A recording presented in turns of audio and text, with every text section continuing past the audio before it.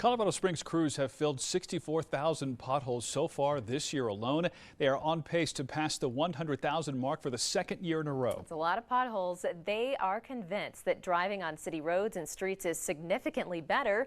But do drivers agree? Garrity on News Channel 13, Scott Harrison asked some of you today in a story that's new at 6 o'clock. After nearly 5 years of expanded street and road paving in Colorado Springs, you'd expect the driving to be a lot smoother than it was before the 2C paving project started. But we're asking drivers if they've seen any noticeable difference. The recent paving of Garden of the Gods Road addresses one of the city's common sources of pothole reports. But what do drivers say about overall paving progress? Well, I drive commercially, like I'm driving this truck here, and I haven't seen too much improvement, so it'd be interesting to see what the plan is, because I remember when they did that, and I thought they were going to tear up streets and do it right.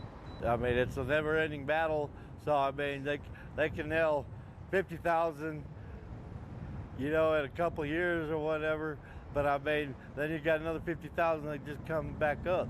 Another driver says she won't be convinced of any pothole progress until there is no more damage to vehicles. I've actually had my rim bent 3 separate times and had to take my car in within the last 6 months because of potholes. It shouldn't be that big of an issue. It's roads. Fix the roads. The city is doing that, dedicating more resources the past 5 years with more planned through 2025. But the 10-year expanded paving plan covers only a third of city streets and roads. That's the size of the job. But the hope is that eventually we'll see far fewer potholes, and the ones we do see won't be nearly as bad as they used to. In Colorado Springs, Scott Harrison, KRDL News Channel 13. Colorado Springs public works officials say their crews have patched more than 400,000 potholes since the spring of 2016.